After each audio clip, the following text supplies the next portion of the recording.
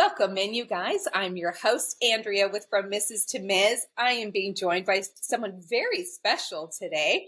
Her name is Annie Mayfield. As she would say, she's a new friend of mine. I'm very excited to have her. Annie is a 4-time Amazon bestseller, which is amazing, a 7-time author, and a corporate account executive. So she got a day job.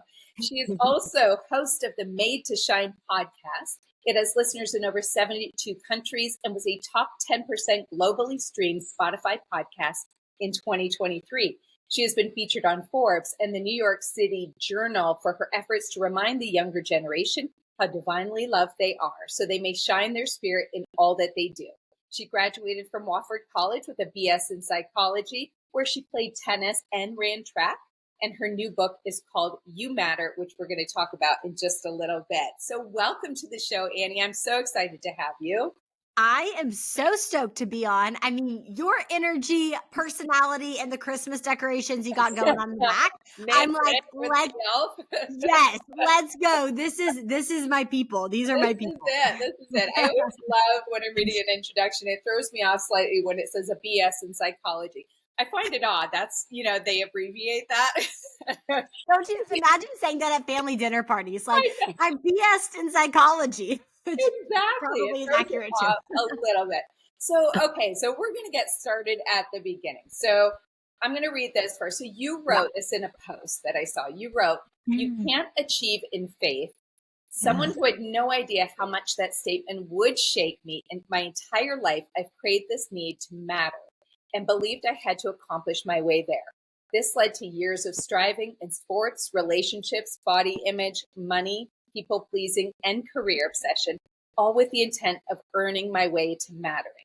A few months ago, everything as I used as a means to validate my existence was stripped of me. Layoffs at my corporate company, a ringless finger as I watched all my friends get engaged, a business scam that left me a couple of $1,000s out of pocket, and I came face to face with an eerily raw version of myself. I sat there thinking, so this is what it's like not to matter.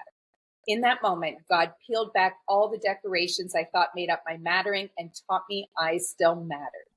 Wow. I mean, I was going to ask you, I kind of sent you some questions I wanted to ask before, and I was just going to be like, tell me how we got here, like how did it start? And then I saw what you wrote, and it just really resonated with me. And because I think it's going to resonate with a lot of people. We're all going through those struggles right now. I mean, really, since COVID, life has been nothing but a struggle. The layoffs, the relationships have gone real wonky, right? Dating is just period. And the body image thing, because it's so much more prevalent in social media today, and that's a struggle in itself. So tell us a little bit about your journey that led you to this revelation, if you would share. Oh my gosh, that's such a good question. And it's funny, I always say writers write to themselves. And so like when I wrote that, I was writing to myself, and even hearing you read that, I was like, wow, I needed to hear that today. Yeah.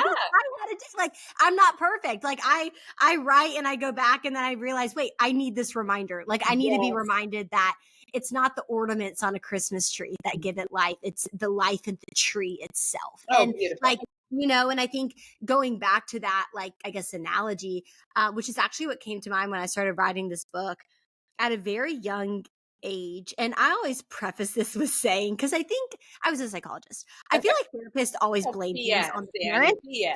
No, I'm kidding. I'm kidding. Sorry. I know. But I feel like therapists always blame things on the parents. And there's a lot of, but I had the best parents. I have the best parents. So I always preface it with like, it took me a lot of figuring out, where did this come from? Because it wasn't my parents. If I have an unfair advantage in this world, it is God gave me the best parents. And so it's true. And so like for me, it took a lot of digging, like, where did this come from?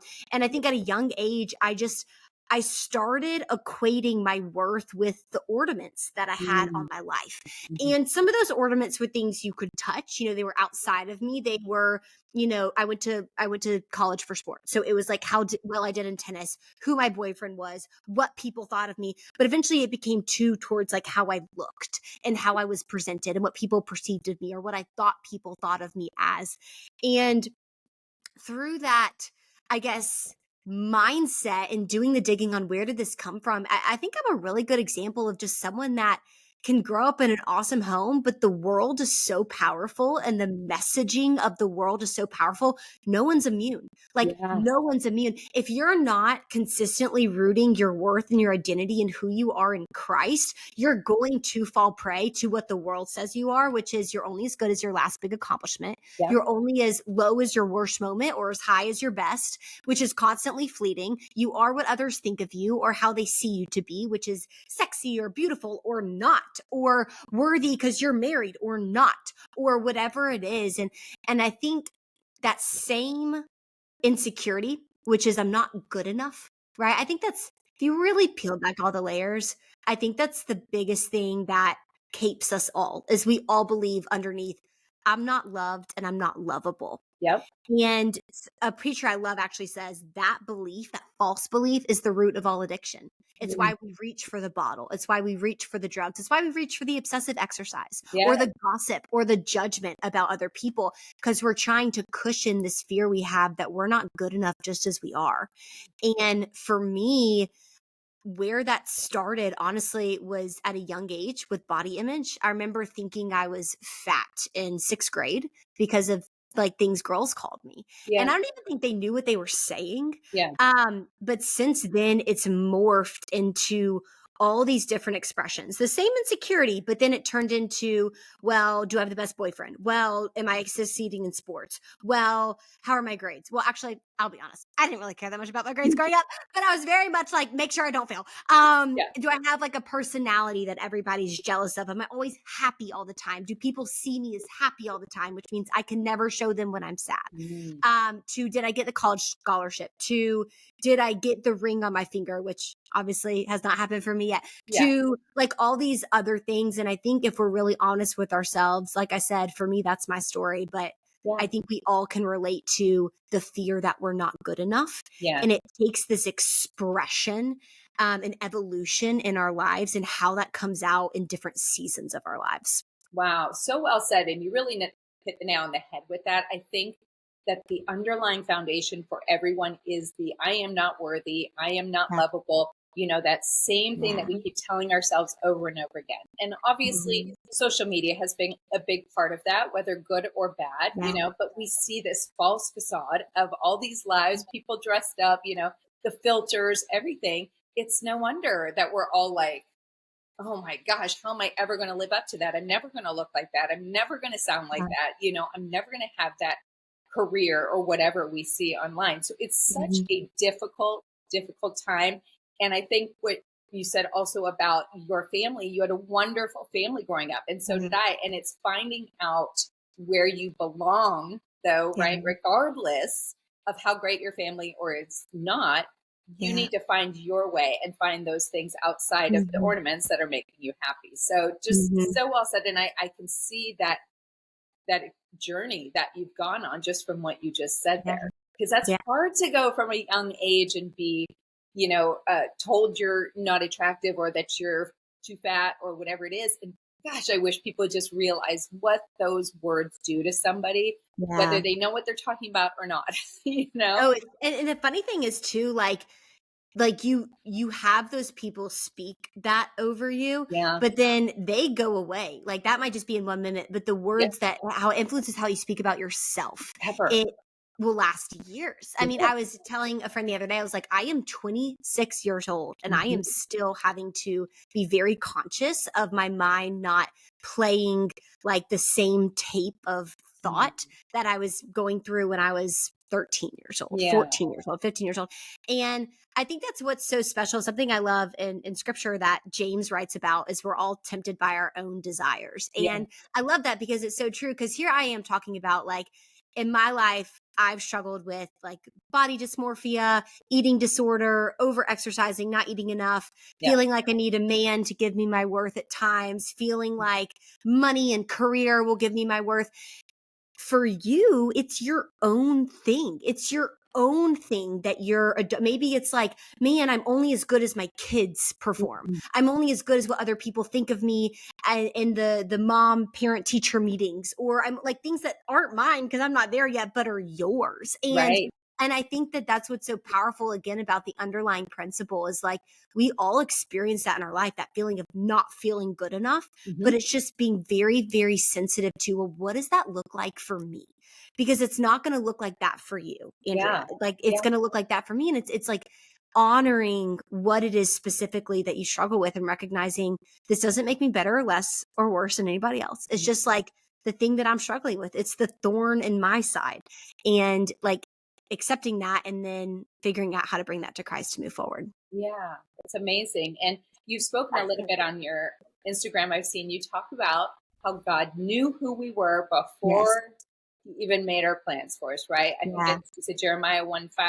Do I have that correct? Yes. Yes. So, yes. So, and I love that when you said it quite a bit throughout, a lot of your posts. And so you really stand by that. And it's so true. We're trying to make ourselves into all of these things. And when you just sit back and go, he has this plan for us. Yeah. And he already knows where we're going to end up. So we can put in every effort we want. But if it's not the plan, that's not where we're going to go.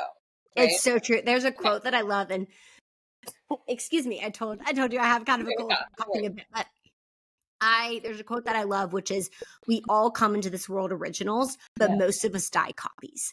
And I love that for so many reasons because, comparison, you mentioned social media. It's so easy, especially with what we do with like podcasting or writing. It's so easy to like the trap you get in isn't comparing yourself to people that you don't relate to. Like I would never compare myself to Michael Jordan because he's a man and a basketball player. Like I have nothing in common. It's the people that you see doing the thing you think God called you to do. And God seems to be liking their work more than yours. And then you get into this like, wait, what? But something that I love to remind people is like, Jeremiah 1:5, God knew you before he formed you, or before he formed you, he knew you before you were born, he set you apart. The way he delivered you into this world to do what you were designed to do, Andrea, what you were designed to do, what you do on this podcast, the way you speak is literally curated for exactly your spirit to say it in the way that it is, to hit people in the way God wants it to. So you could say something on this podcast. I could say the same thing in my own way on my podcast, but the way that you say it on yours is going to hit somebody so differently than if I would say it, just because it's you saying it. And we are so busy thinking, oh my gosh, God loves their work so much more than mine, or God's blessing their work, or who am I, or does it matter? That's why, like this last book, You Matter. It's you matter. What you do matters. And in a very dark world, we need every single person, quite frankly, to get over their ego, to get over their lack of following, and to do what God called them to do, because your voice matters. Even if it's for one person, it matters. And whatever capacity that shows up, whether you're a corporate lawyer, a marketer, a full-time mama, as someone who's about to get married and is figuring it out, or a podcaster, you matter and your voice matters. Wow, absolutely. And so I want to talk a little bit about dating because that's what most of my show is about. And, I want to preface it by saying we had a little discussion before when I asked you to be on the podcast and you're like, oh, can I talk about my faith in Christ? And I'm like, absolutely. And honestly, I've never really gone down this road with my podcast, which is very exciting. And I hesitated for a moment only because I'm like, well, I do like to talk about sex and I do like to talk about that stuff. Make it okay. And I thought, absolutely, it makes it okay. And for me personally, and I've never really talked about this, I mean, I grew up Presbyterian, and then, my mom and the rest of my family, we're all Christian at this point, and they are super faithful in their journey. And it isn't until more recently that I've really understood that, I think I was fighting it for a long time, and stepped away from it. I don't live near them. It wasn't the same. But man, lately I've just been really diving into it. And so the timing of arranging this podcast with you couldn't have been more perfect. That's amazing. Yeah, it was neat to see that. And so I was interested and excited to have you because I thought I would love to talk about this on the podcast and how dating and self-worth and people pleasing and all that can relate throughout Christ and learning. Oh yeah. So and what you said about sex, I'm like, I'm like, God created sex. Let's talk about sex. Like, you know what I mean? Like, I think this is something actually I've talked more about on my podcast because, for me, I believe like Like I'm in a relationship right now and we're honoring no sex before marriage. Like we're Yeah. honoring that. But I think what's so cool is like, I think people's perception on Christianity and sex and it's this taboo topic. I'm like, God created it. It's supposed to be one of the best things ever. Like, Yeah. let's talk about it. Yeah. And so anyways, but I love how you said that and I love what No, you're doing that's here. great. So I'm going. And I want to dive into that a little bit later Yeah. with your boyfriend and all that good stuff because I do have some questions there. Okay, so but right now, so my question right now about dating is what does dating with faith at the center look like? And how can couples keep God as their foundation Good. during, when they're starting to date, whether they're new to, to learning about God or not? Yeah. How do they keep that as the foundation? That's so good. Honestly, I'm speaking from experience. Yeah. Because I used to call myself a serial dater, or my sisters used to call me that because I was the girl. I went through a decade where I had 3 boyfriends and like was single for probably a total of like 2 months throughout that entire decade. Oh, wow. So I remember in high school, I got into like a 4-year relationship and then in college, a 2-year and then another 3-year. And then I took a little hiatus. But all that to say, I have dated where Christ wasn't the center. Yeah. So and now I'm dating where we hope to say he is. And so I will say to start with if you want that intention, I think it's important to start with why. Yeah. The reason why for me, as someone who's dated with God not at the center and with God at the center, something I've seen now with Hunter, who I love so much, he's my boyfriend. He loves me the best way possible because he loves God more than me. And I've seen that.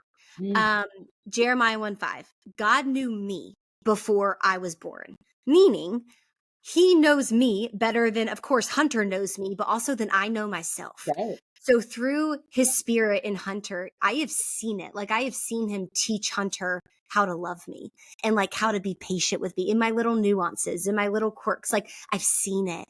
Yeah.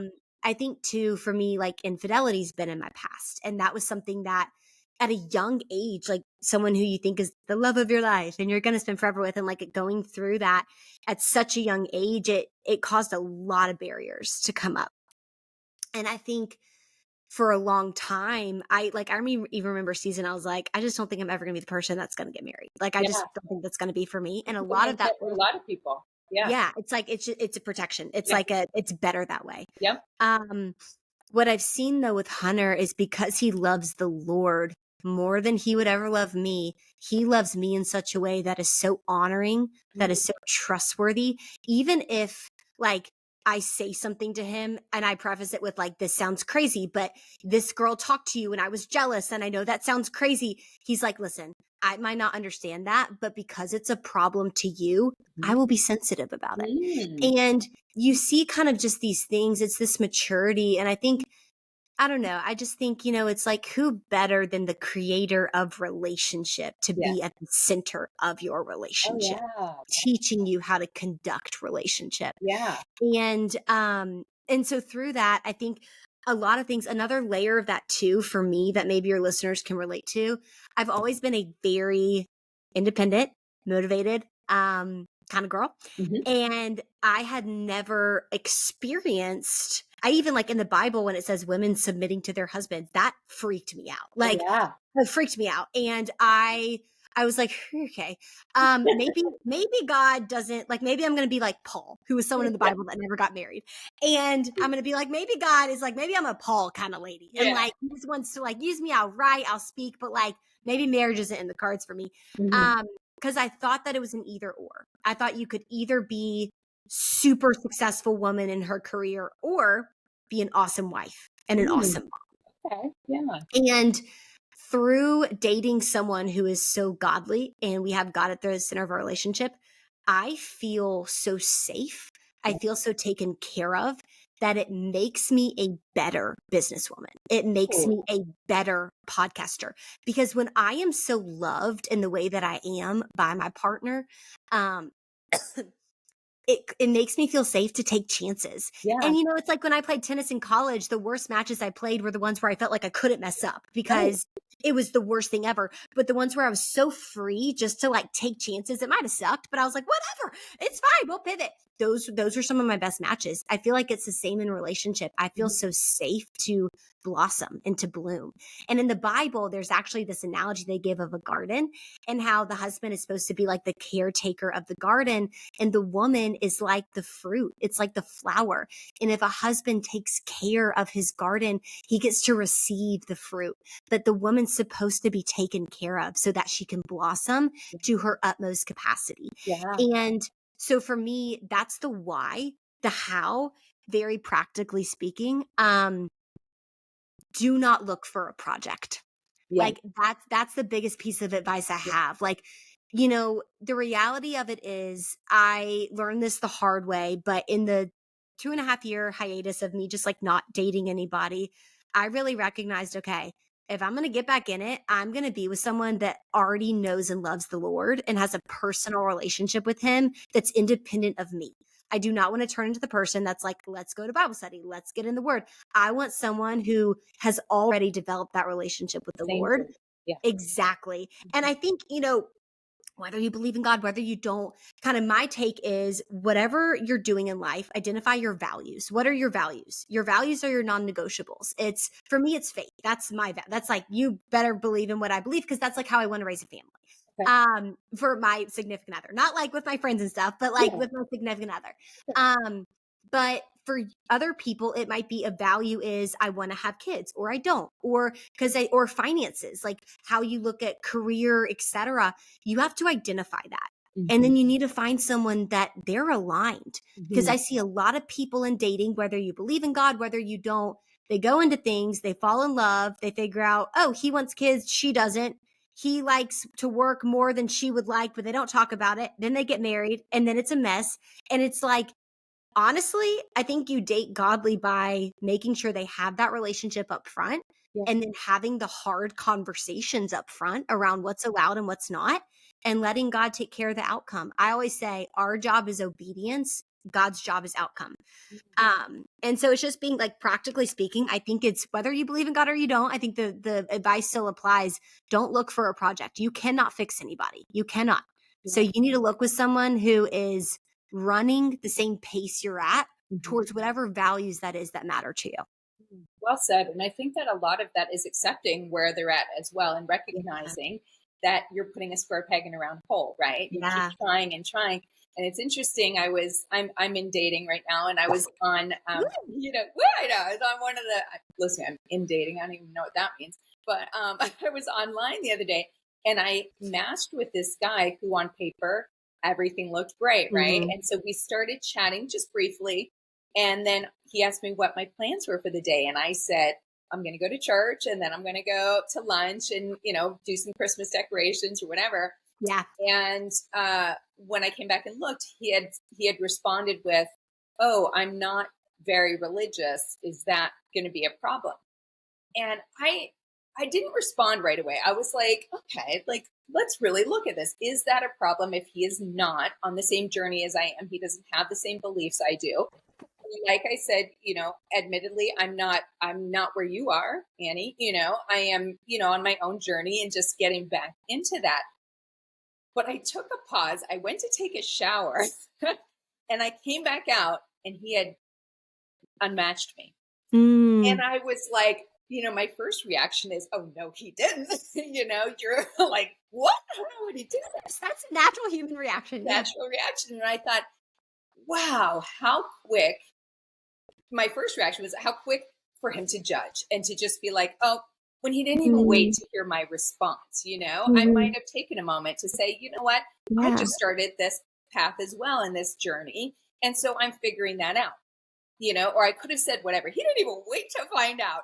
And, Yeah. and I was annoyed by it. It really Sure. bothered me for a little while. Like, how Yeah. dare he just unmatch me for that? And then it's just like you said, though, am I looking for a project? If Mm. I am headed in that direction and want to go down that path, am I looking for somebody that flat out says to me, I am not religious, and Yeah. is that a problem for you? And didn't even wait to hear the response. That's not somebody who's willing to Yeah. be as open as I would probably want or to take that journey with me. So Yeah.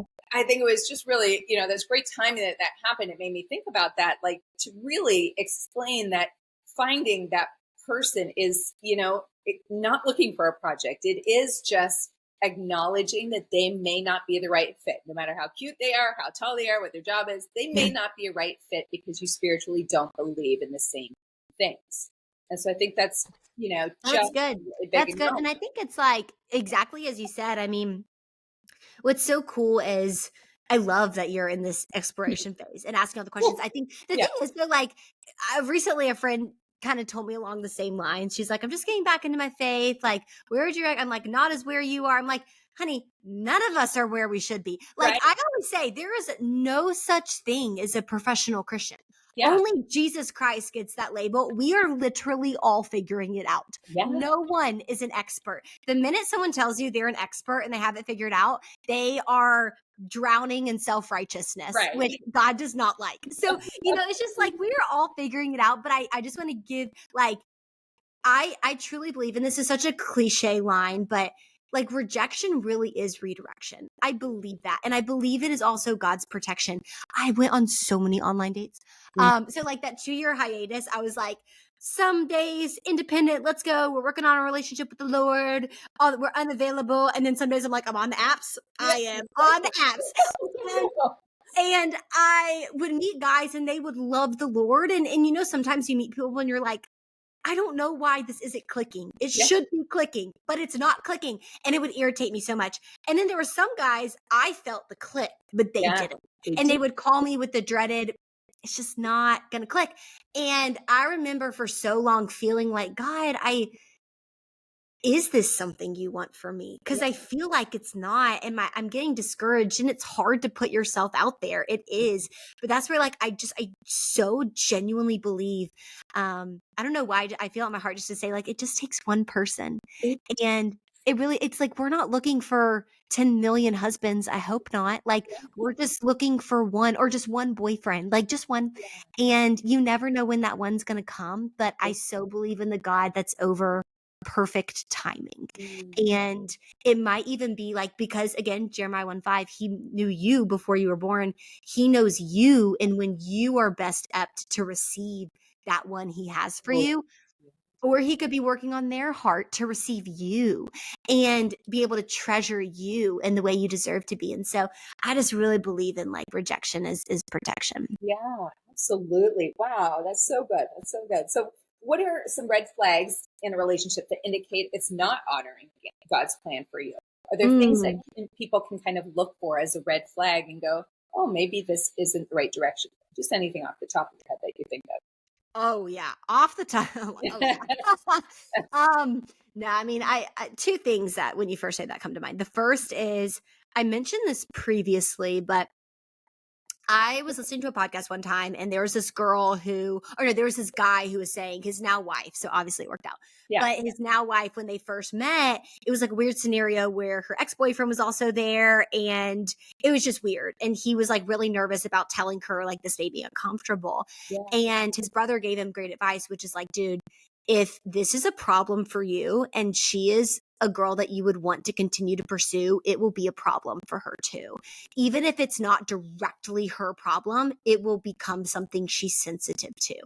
And so a red flag that would be a red flag in my book is like, if I said, hey, this bothers me, like when you act this way, when you are with that girl, when you are in this place and you do this, or you make fun of me in front of your friends to joke around or whatever have you, that bothers me. And they didn't honor that, even though they didn't understand it. Like great example, my boyfriend now, he's was said like something to, it was his sister, my sister and him were kind of making fun of me. But afterwards I was like, Hunter, that kind of hurt my feelings. Like when you were making fun of me with my sister, and I know like y'all are close and y'all were just, but I was like, that really like, I don't know. It reminded me of when I was little and my siblings would gang up on me and like, you're my boyfriend. Like you shouldn't be picking on me like that too. Yeah. And while even though like he didn't necessarily understand it, he was like, I'm so sorry. Like that will not happen again. Like this is obviously something that you're sensitive about. I will be sensitive about it too. Yeah. So I think red flag number one, if you have something that's an insecurity of yours and they're not sensitive to that, that's a red flag. For sure. Because we are all imperfect people with baggage. Mm-hmm. Everyone has baggage. Even if you've never been in a relationship before, you have insecurities if you're walking this earth. Yeah. And so like you want a partner that is going to be sensitive and perceptive over what they can do to cater to that and make you feel stronger in that. Not like stronger and feeling more secure in that place. Yeah. The second thing too, I would just say is like, if it's, you shouldn't, and I really didn't believe this until I did start seeing a guy that did this so well. And this is why, again, I love dating a godly man, because yes, he's leading me, but he's led by the Lord. Yeah. I never had to guess where I stood. Ooh. Like that was not a thing. Like Hunter was always so intentional about like, I'd like to see you again. Like, Yeah. I'm just checking in. Like we've been on a couple dates. I am really enjoying it. Like I would like for this to continue, but where are you at? Clear communication. I cannot stand things nowadays. And like, I cannot stand this like ambiguity that the dating world is, which I've been there, which is, what are we? Do I invite them to the Christmas party? Do I not? Do I say they're my boyfriend? Do I, what, like, cause they didn't ask, but we've been dating for like 6 months. Like, where do we stand? Yeah. And I think it's just like clarity is kindness. Yeah. So whoever, like a red flag for me is if you can't tell me right now, like what his intentions are, like if he wants to see you again, that's a red flag. Yeah. If y'all seen each other, like that's a red flag. I think, and no, not right away. Like Hunter and I went on our first date and he wasn't like, okay, next Saturday, but like he kept talking to me. And then the next day he was like, I would like to take you on another date. Yeah. You should feel pursued. I think God designed women to be pursued. Like we want to feel like a treasure. And I want to feel like I'm on a pedestal. And like I am, yes, a very strong, independent woman that can run businesses, but I also want to feel like I'm on a pedestal when it comes to the love of my life. And so I think it's like you should be pursued. The last thing I'll mention, in the case that there are women that are being like heavily pursued and maybe don't want to be, you should never feel rushed into something. You should always feel pulled towards something. A friend of mine gave me this advice when a couple years ago she was in a relationship and she knew that they had talked about getting married and the like month was coming up when he was going to propose, and they're not together anymore. She's with someone else. But she said, that feeling I had, it was like so rushed. I felt so rushed to make a decision, so rushed to say, yeah, sure. Like it just felt so rushed. And it wasn't necessarily him rushing, but this, like the spirit just let her know, like, this is not, trust your gut feeling. Like if something feels off, literally in the Bible, the word compassion, the Greek translation of it means, this is going to sound like funny, but it's called splagnitzimai, and it literally means gut feeling. And so when it says like Jesus had compassion, all this stuff, like Jesus moved off of gut feelings. And so I always say, trust your gut. It's telling you something. It's your second brain for a reason. Absolutely. And I think a lot of what you just said actually even goes back to how Hunter makes you feel. Hunter's my name too. I love that name. But it goes back to making you feel safe. So the things of making you feel pursued, making you feel confident in your situation, not questioning it. And, you know, and honoring your anxieties or your fears or things like that. It's that, again, is all about finding somebody that makes you feel safe. And once you're safe in that relationship, that then allows you to go on and do, just like you said, to build these businesses and really flourish in what you were meant to do, because you're not sitting in this space just constantly wondering, why doesn't he like me? Why did he respond that way? Why, you know, hasn't he called me? And so we don't even realize the power of what that has when somebody is clear and concise and communicates and shows us exactly what they want. It allows us, like you said, to become a better person. It's so good. Well, it's like, you know, in life, your partner should be someone you're doing life with. Like it's you against the hecticness of this world. You don't want somebody that am I good enough? Going back to, am I good enough? The am I good enough insecurity pops up. And that's another part of the hecticness of your life. Like that should be set. Like I always think what's cool is, like marriage, you think about marriage between a man and a woman, it's the only other covenant that exists besides our covenant with God. And I think there's a reason for that. Like when you think and what I believe is that like God's love for us is set. It was proven by what Jesus did on the cross. It doesn't change. Like Andrea, you knowing more about the Bible doesn't change how much God loves you right now. Like you could not do anything that would change how much he loves you right now. You couldn't achieve your way there. You couldn't fail your way out of there. And I believe his love for us is set. I believe marriage is the same way. Like I hope whoever I marry, like his love for me is set. Will it grow? Will it evolve? Absolutely. It'll deepen, but it's set. It's not something I have to earn or achieve my way to. So it's not also something that I can lose by falling short. It's set. And I want that for all women.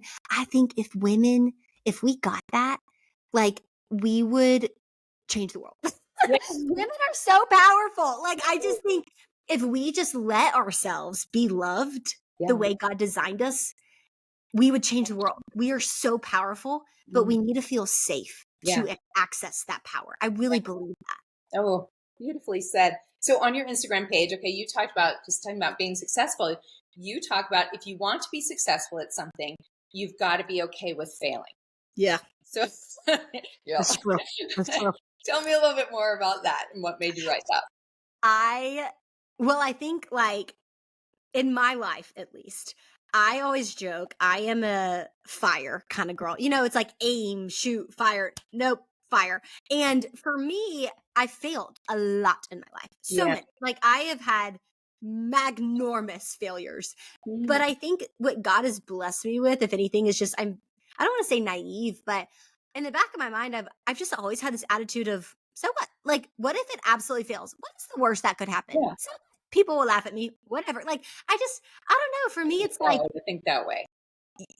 I mean, yes, absolutely. And I think, well, it's funny because as a kid, it's typically the opposite. As a kid, you're much more like, yeah, let's go fail. Who cares? And then as you get older, you're like, oh my gosh, what will people think? And I am not perfect. I care a lot about what people think. We can talk about people pleasing. That's my whole next book I'm writing now is on that. But it's actually been the opposite. When I was a kid, I was super shy. I was super timid, super reserved, super afraid of being seen, and failing was a part of that. Because if you fail, people see you. As I've gotten older, it's kind of flipped. And I'm honestly not really sure when that exactly changed. But I think the reality of it is I know this to be true. I believe that inaction is the worst thing you can do, because when you act, if it sucks, you can pivot.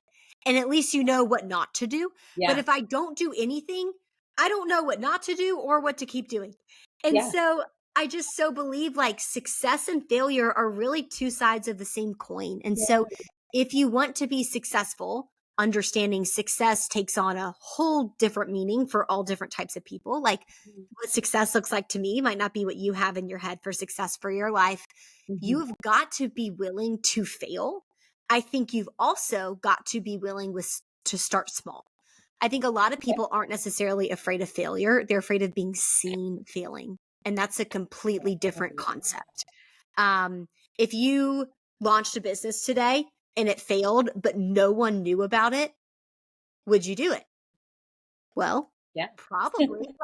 Probably. If the worst thing that could ever happen is I know about it, probably. Like if you could do that thing you've always wanted to do and you knew it might fail, but you also were guaranteed no one would find out, I bet everybody would do that thing. We are so afraid though of people seeing us fail and people seeing us start small.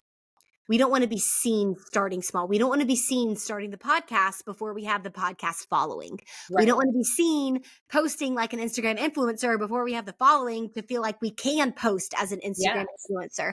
We don't want to be seen launching the book before we know someone's going to read the book. But it's like everyone starts small, everyone fails, and both of those are required to be successful. And again, it goes back to you doing things for you, not for everybody else and trying to please everybody else, right? So all of those scenarios you just said is you thinking about how you're going to be perceived in the world rather than just seeing how, first of all, God perceives you, but also like how you perceive yourself. So that's really, really huge. And you also said in one of your posts, you mentioned there's no such thing as a professional Christian, which you just mentioned a little bit ago as well. And so we're all on this journey, you know, learning this. And someone who's been walking in their faith longer isn't inherently more valuable than someone newer to the path, right? No, So no. elaborate on your Christian, professional Christian work. Well, and even I was, Did you there coin is that a phrase, girl?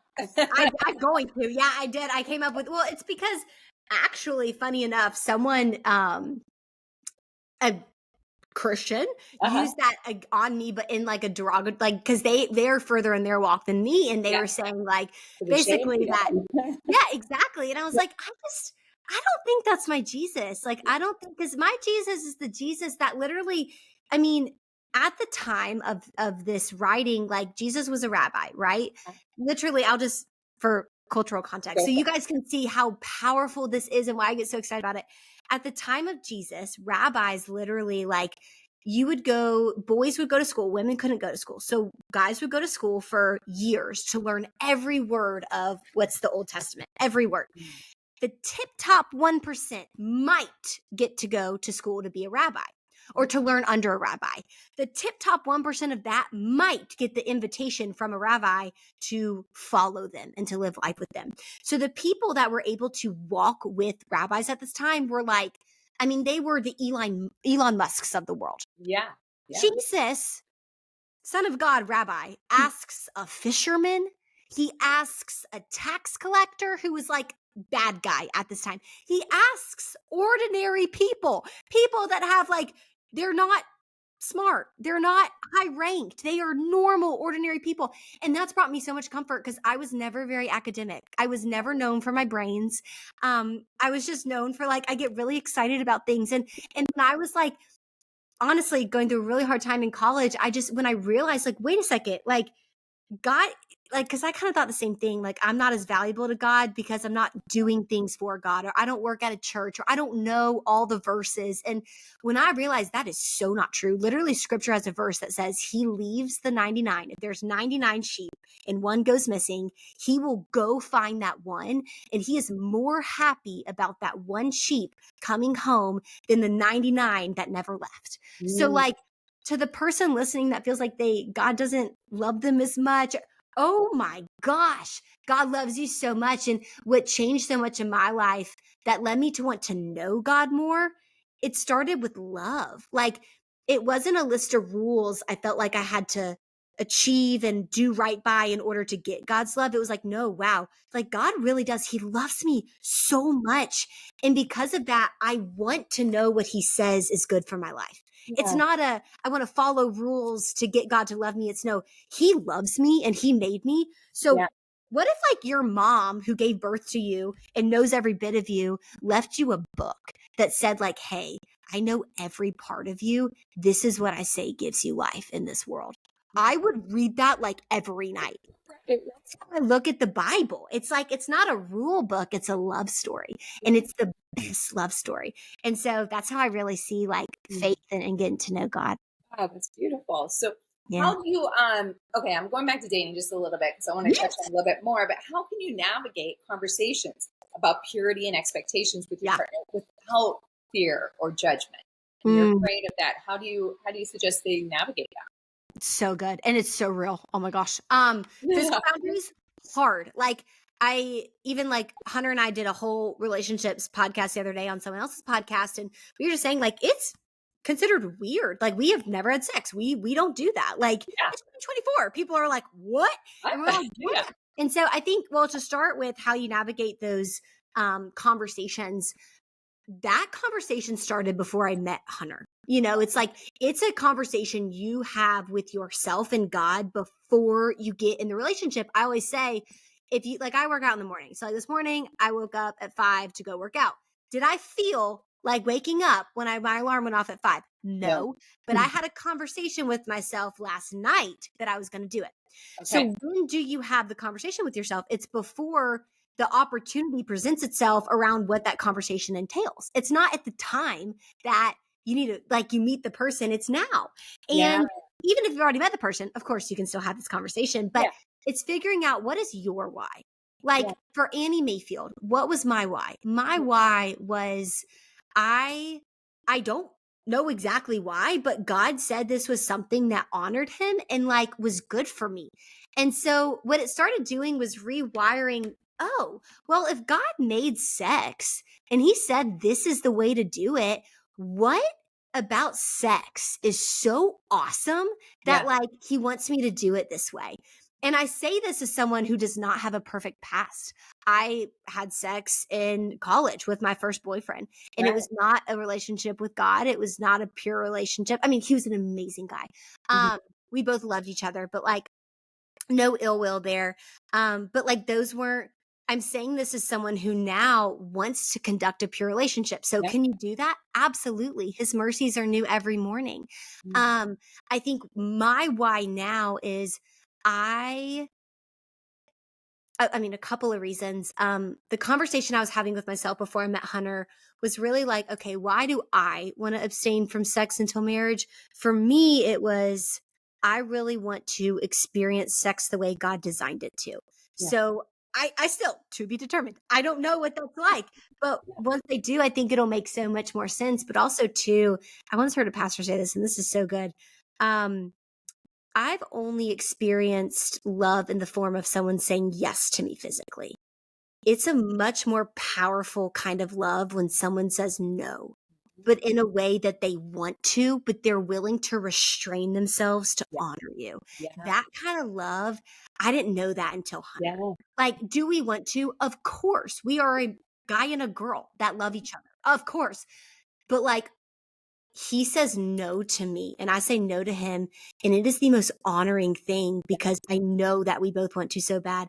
And that also, like, It's long sexy. term, it's sexy, but and also like long term, what it does is, I know without a shadow of a doubt that, well, I truly believe like Hunter's such a faithful guy. If we ever do get to marriage, like infidelity will not be part of our story, but like infidelity is part of my past. So you can bet your bottom dollar that we've had lots of conversations around that insecurity popping up. Mhm. And I was speaking with a counselor once and she told me this and I was like, oh, and she said, what also not having sex until marriage does is it shows you Hunter knows how to restrain himself and he Cool. has very good self restraint. Mhm. And one day, if an insecurity pops up again and he's on a business trip and, he's busy and he's with other women he works with, like you look back to this time Yeah. and I know him. Mhm.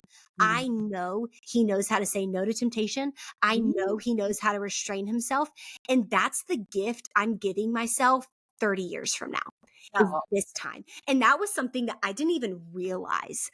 that's So cool. Yeah, I it's love that. cool. Yeah. It's cool. So, anyways, how do you bring up the conversation? Again, this is why I think dating someone who's already has that relationship or is also figuring it out is important. Because you come at it, I think, from the same angle. Like I have been in relationships before where I've said I'm not having sex until marriage and they very much were kind of there, but doing it for me. And that was really hard. Yeah. Because then I felt like I was the only one like carrying this ship, which is super Yes. difficult. Yes. And but with Hunter, it was honestly when he asked me to be his girlfriend, this was probably a couple dates in. Mhm. I was very upfront. I was like, "Hey, listen, I see this having a future. Absolutely. I want you to know I'm not having sex until marriage." Mhm. And it's upfront. It's Yeah. not when you start making out and you're like, just so you know, it's no, hey, like Yeah. it's a deal breaker for some people. And that's Yeah. okay. That's Yeah. okay. And one Everybody's in a person. spot. Yeah. For me, it was a deal breaker if that was a deal breaker for them Yeah. because that wasn't changing on my end. And so I think it's having, I mean, if you trust God with your sexuality, like I'm trusting that your ways, trust God with the outcome when you bring bravely that piece of information to the conversation with this partner. And Mhm. know, again, rejection is God's protection. If they don't have a good reaction, Mhm. that's not the person God has for you. I believe Yes. that. So Ooh, that's what I would say to that. that's perfect. Perfect. So let's talk about your book. Your Yeah. book. Your book. So, okay, you've written an incredible book called You Matter. It is Yeah. a four-time Amazon bestseller. I mean, did you even see that coming? Were you like, No, that was no, that was so cool. That was oh, really I cool. love it. So, what inspired you to write You Matter, and how did your faith shape the message you wanted to share with readers throughout this book? That's good. So I actually was invited back to a school in January to speak. And I remember I met with the people like a couple months before because you have to get everything, like make sure they have to approve it and make sure everything's politically correct and everything. And so Yeah. I was like, they were like, what do you think you're going to talk about? I was like, well, and I was really struggling with what I felt. Cause you have kindergartners all the way to seniors and then the faculty, you have so many Oh, ages. And so you're like, what do we all struggle with? yeah. And this, I just, the phrase "you matter" kept Yeah. coming up, and it was funny Universal. because as I kind of unpeeled the layers, going back to the beginning of this podcast, looping it back around, we all have these things that we think give us weight. Matter is just weight, and we put our weight in our performance, in our achievement, in our ability to make people happy, in our ability to appease situations and make money and look good while doing it and all these Yeah. and like have the following and eat the cake too. And you're just like, we put it in all these things, but eventually, like, what happens when the business deal doesn't go through, or Yeah. when you gain weight and you don't know why it's happening, or when you get injured and gain weight because you can't work out the way you wanted to, or the person breaks up with you, or the grades don't come through, or you didn't get into that program. What happens then? And then it's like the weight of what we once put on a pedestal comes crashing down on us, and it makes us feel like we have the weight of the world on our shoulders. And when I was unpacking that in my own life, I realized there's a reason Jesus put the weight of his shoulders, or put the weight of the world on his shoulders, and died so that we could have a relationship with the Father. It's because God always knew we were not designed to hold our weight or the weight of the world. We were always designed to put our worth in him and our value in him. And so I so truly believe like there's so much freedom in knowing your worth does not come from anything you can achieve. Your worth also isn't affected by any failure or loss of yours. It was defined by what Jesus did for you on the cross and who God says you are, which is loved, which is beautiful, which is known, which is fearfully and wonderfully made, which Mhm. is secure, which is someone with a purpose, which is the light of this world. Like, all of those things, I think, are things we all want to be called, but Right. we think we have to achieve our way there. And the whole book kind of goes through, and it really is me writing to myself, but like the person that feels like, insert whatever achievement you have in mind, people pleasing your way there, earning your way there, whatever, meeting religious rules, like religiousness your way there. Like, that's not, we just receive grace. And it's completely opposite of anything we're used to. And it requires absolute humility to say, I matter, but it has nothing to do with me. It's because of who made me and who calls me his. And there is freedom in that. So that's why I wrote the book. Oh, I Yeah. love it. I love it. So, how can, just to tie it all together, how can single Christians kind of guard their hearts while waiting for the right relationship in Yeah. God's timing? I Yeah. think that is the fear. Like you said, I don't think I'm ever going to get married. I don't think I'm ever going to meet that Yeah. person. How do you go through that and just guard your heart to get to that place and you hold out? It's not always easy It's having not faith. Yeah. easy. It's not easy. I think my I feel like I have so many life scriptures, but there, Matthew 6:33 I love, and it's seek first the kingdom and all else will follow. You know, someone once told me recently, like, Annie, I feel like in my singleness, I'm doing a really good job because I'm really falling in love with my singleness. And I feel like I'm crushing singleness. And I'm like, that's awesome. But Yeah. remember, like, you're not called to fall in love with your singleness. You're called to fall in love with the Lord, because the reality of it is your singleness might change. And Yeah. that's what I went through. I fell in love with my singleness. I was like, I'm in a good place. But then I started dating and I was like, whoa, it was an identity shift. And there's Yeah. a reason we're called to seek first God, because when you seek first God, it doesn't matter if you're single, if you're dating, if you're married, if you're divorced, if you're a mama, if you're not a mama, if you're whatever have you, you're still a child of God. Your Yeah. identity doesn't change.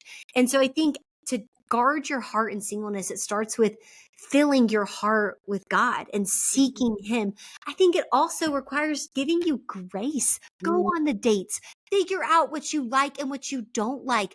You're not going to figure that out in a room by yourself. Like, I mean, I went on dates before Hunter. I figured out Yeah. what I liked and what I don't like. And some people, like, if you're seeking first the Lord, you'll feel that prompting like, okay, I really don't need a date right now. Like some Yeah. people, that's what they need to not date right now. Mhm. But if you're someone, you're like, no, like I'm in a good place. Like I'm not looking to fill a hole in my heart. I want to date. I would Yeah. say date and don't put too much pressure on it.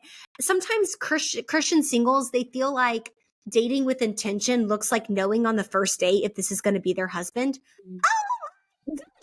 I did not know I hope so, but I'm still, Hunter and I are working that through. But like, Yeah. I did not know on the first date if Hunter was going to be my husband. I Yeah. just knew that there was potential there. And I think it's like, God will just give you that curiosity just to keep going. Mm. Because the reality of it is, if you're seeking first the Lord, the Spirit will let you know if you need to cut this off. It Right. will. You will have all those red flags and then some. But if it's something from the Lord, you will have a peace about just taking that next step.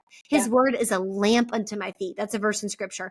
I was just at an exhibit and the oil lamps in that day and age were like this big. They were tiny. And so that scripture verse, people think of it like a floodlight. It Yeah. is like maybe your pinky toe knows where Ooh. to go, you know?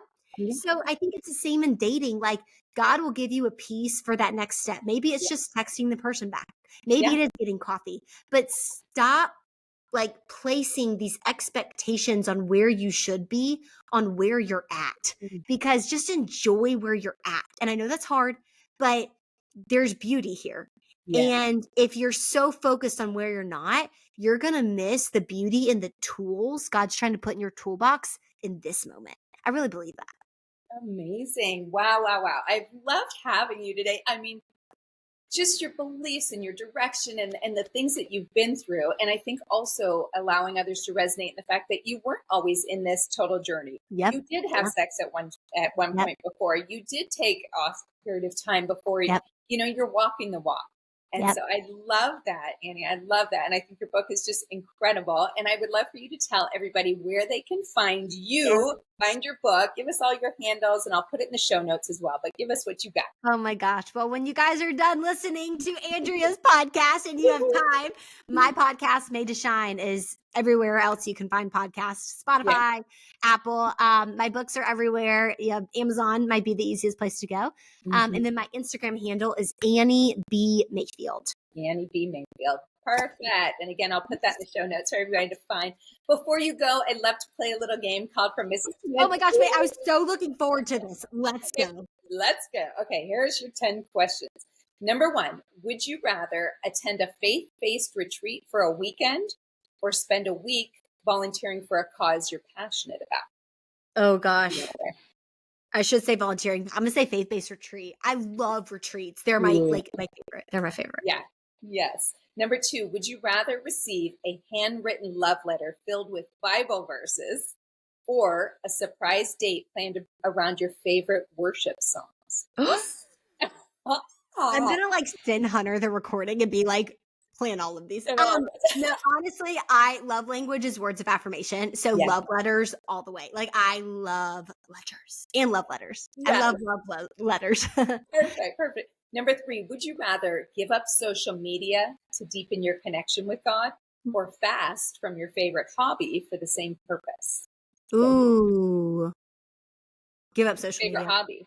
Give up social. Oh, my favorite hobby is pickleball. Pickleball.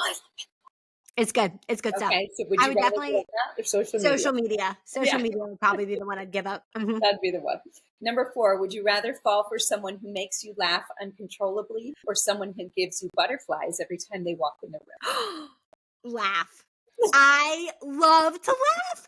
I think laughter is medicine in like a very sick world. I really believe that. I think laughter is medicine. So laugh all the way. Laughter's the one. Number 5, would you rather your partner brings you coffee every morning or brings you donuts every Sunday after church? Coffee. I'm a big coffee drinker. Big coffee drinker. I love a good donut every now and then. I don't really think about it much. But there's just donuts are good. Donuts are good, but like that coffee hits different. It hits different. Number 6, would you rather always getting to pick the movie for a date night or always getting to choose the restaurant? Movie. Because I like have a hard no clause against anything that is scary or has blood in it or action. So really it's just rom-coms. So movie all the way. Movie. That's funny. Number 7, would you rather flirt over a Bible study session or during a playful round of Christian trivia? Oh, trivia. Anything where we're talking more. That's exactly what I would want. Christian trivia. Oh my gosh, I would not do so. That'd be awesome. Number 8, would you rather go on a double date with your best friend or Hunter's best friend? Ooh. I mean, I have to say my best friend, right? Yeah. I'd have to say my best friend. What would he say? Would he say? I think he would say, honestly, we have a friend that we love her boyfriend so much. I think he'd say my friend too. I think that, yeah. All right, number 9, would you rather have a partner who serenades you with worship songs or writes you sweet prayers to start your day? Writes me sweet prayers. Words of affirmation. That's it. And the last one, slow dancing in the living room or spontaneous dance moves in the kitchen? Oh my gosh. Spontaneous dance moves. Fun fact, Hunter and I crush wedding dance floors. You do? If anyone wants to invite us to their wedding, we will make an appearance. We literally, we are a 6-hour straight dancing, spastic kind of couple. No. That is our jive. We throw in some 2000s T-Pain and we will have not coming off the dance floor. Never. Yes. Shoes off. I'm staying. Hair up. That's the vibe. You're in. And did you recognize that? Did you go to a wedding and that happened and you were like, oh my God, he loves us as much as I do? I knew. So my best friend got married in March. And I remember this was when Hunter and I kind of started dating more seriously. We started officially dating in February, but it was March. And I remember telling my friend, I was like, listen, your wedding is going to be a major exposure point because I like to dance at weddings. I will crush a dance floor. Before I had a boyfriend, I crushed a dance floor. And I was like, I just don't know if he'll be able to keep up. Yeah. And that kid kept up. We had the best time dancing together. So we solidified that at Alexa's wedding. Oh, perfect. Thank you for playing the game. I love that. It gets to know people a little bit more. Yes. And I love that you're coming up on a year. How exciting is that? It's your anniversary was last week. So that was. You just hit it. Okay. Perfect. Well, I guess we did it from when we started dating. Actually dating. It's always it's awesome. Yep. Yeah. Yep. Oh, I love it. And it sounds like it's going amazing and you guys are headed in the right direction. Yeah. Which is just incredible and walking together. So I love that. Thank you so much for joining me today, Annie. It's been such a pleasure to have you. You're so insightful in everything to do with this journey. And I hope that the listeners really resonated with it because it's just incredible information. And to the listeners out there, thank you for joining me. It has been such a pleasure. You can find me on any major streaming platform and you can email me with any questions at info@frommrsdemiz.net. You guys have a wonderful week and we will see you next week. Bye.